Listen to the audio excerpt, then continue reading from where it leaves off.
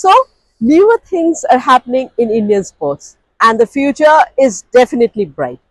In the midst of this brightness, today we have Mr. Sunil Valavalkar. Mr. Valavalkar is the founder of pickleball in India. He is the father of Indian pickleball and he has introduced the sport in India in 2007. That's right. Right. And now Mr. Valavalkar is in a new role. He is been appointed the chairman of the sports business promotion wing of Maharashtra Chamber of Commerce. So congratulations, sir. Thank you. And sir, how are you? Well, I'm great. But before that, I must thank you, Pavlomi, for inviting me into this episode. I remember last year also you have done this similar kind of thing, and this I feel privilege and pride for this to joining in this Thank you very much for this roundup. Sir, coming to the point, sir, how you can sum up the Indian sports scenario in 2025? That's good question, Pavlomi. I think 2025 was a rather is a major year for India's sports. For two reasons, I will say. Firstly, Government of India has successfully bid for the hosting of Commonwealth in India. Earlier also we have conducted successfully Commonwealth edition. Now another edition but will happen. There was some mishap there, correct? Maybe those are mistakes and we will overcome Obviously. those. But again, 2030, I think, in next 5 years, this thing, Commonwealth is happening. And for happening Commonwealth, all infrastructure development, ancillary things will gear up now. So, henceforth, there will be talk of sports only in India. That is certain.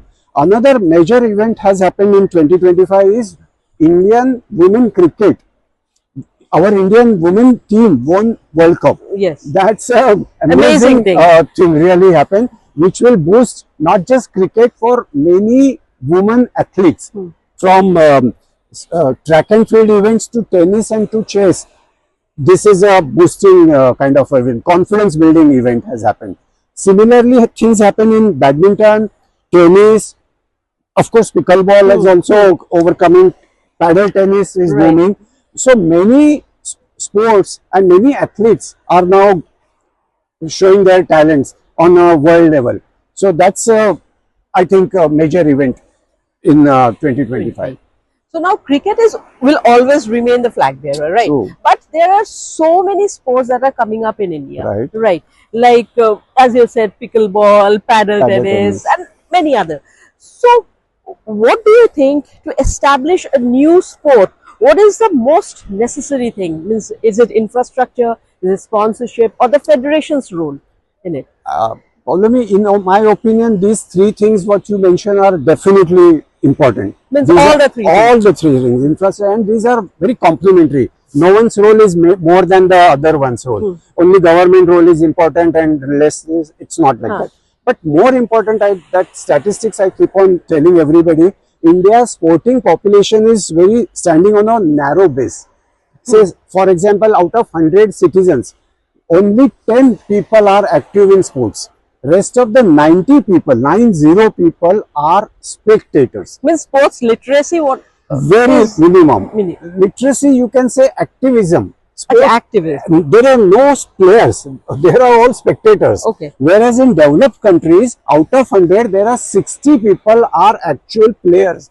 And that's why they are world leaders and they are superpowers in sports. Whereas in India, we are a grand country of spectators. And that equation we have to change, madam. It is gradually changing. Gradually changing, but it has to enhance now. See, out of 100, only 10. Let's aspire to make 30 people or 40% of the population active in sports, and which will happen because infrastructure is going. Government is coming with a big major reforms in sports governance. Corporates are playing their role, so it will happen. But that is more important. Say for example, now your mobile penetration is 90%. 90% of the population having mobile. Then why only 10% is playing population? That's unjustified kind of a thing. As a sports person, I feel. So, but what is the role? Yes, government is there.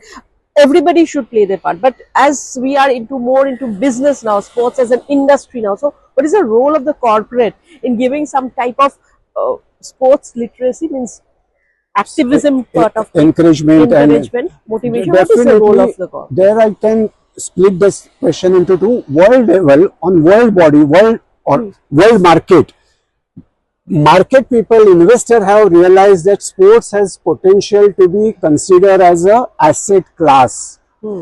As IT is growing, entertainment sector, manufacturing sector, service sector, hospitality sector, similarly in sports there is potential to maximize the profit. And they, in world investor, they are investing huge money into leagues. Football leagues, tennis leagues, cricket leagues. Our IPL is one of the asset class for the entire world economy. So similar, that vision now penetrating, percolating in Indian sporting sectors. So they are putting lot of money into it. Earlier, probably you know, before 2000 or before 1993, public sector undertakings in India, they were putting monies. Like banks, oil industries, aviation, I mean airlines, they were encouraging sportsmen by offering them salaries and occupations. But but now post 2020 year, corporates in India, private sector is hugely supporting, investing funds into Indian sports sector, and they are realized that this will give us them returns, which perhaps IT sector is on a stagnation, but sports is on a growing path. That's my feeling. Okay. And as now you are into serious business, into sports business, so what is your larger vision now?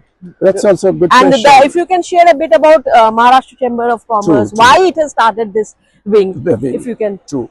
See, Maharashtra Chamber of Commerce and Industry, it's a 99-year-old organization in India. Perhaps this is the oldest organization, businessmen and business conglomerate. And its current president, Mr. Ravindra Mandave, he is having a broad vision. He said that in Maharashtra, in every village, he will produce a new entrepreneur. There are good number of entrepreneurs, but during his tenure, in next 2 years, 3 years down the line, each village will produce a new entrepreneur. The sports entrepreneur? Not necessarily. From every sector. But individually, I have taken that commitment. In his broader vision, I will supplement him by producing a sports entrepreneur. Maybe he may be infrastructure developer. Maybe he may be jersey, t-shirt manufacturer. Anything related to sports entrepreneur, I will try to encourage by offering them coaching, by offering them platforms, making them their business. If their business is not doing good with the agencies, I will try to bridge the gap between the agencies, being the corporates, and sports associations. Since I am part of sports associations, I know the ecosystem of sports. So I will try to bridge that gap. It's a type of bridge, as we are saying. Right.